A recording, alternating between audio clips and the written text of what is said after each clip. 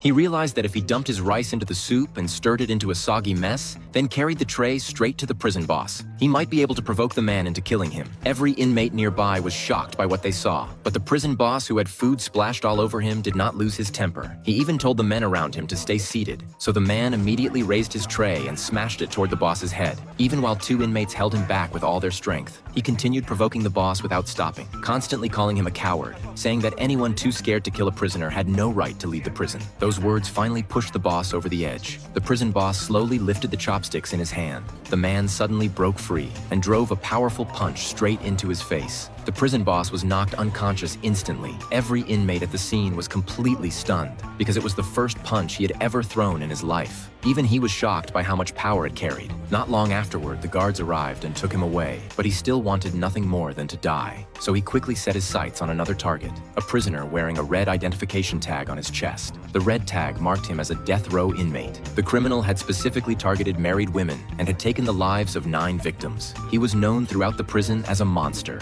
When work duty began, the man walked straight up to him and threw a bag directly at him. Before the inmate even had time to react, he began insulting and provoking him non-stop. The death row inmate's eyes immediately changed. He knew he had moved one step closer to death. The surrounding prisoners all turned to watch, just as he expected. The death row inmate soon lost control and pulled out a homemade knife. But when he realized the man had no intention of fighting back, the man simply grabbed the blade himself and pressed it against his own neck. Yet something completely unexpected happened. This murderer, who had taken countless lives and chose to back down, the man responded with a hard slap across his face. He thought that level of humiliation would finally force the killer to act. But what happened next was even more unbelievable. The death row inmate dropped to the ground and burst into tears. The man had no idea what had just happened. Even the other prisoners began keeping their distance from him.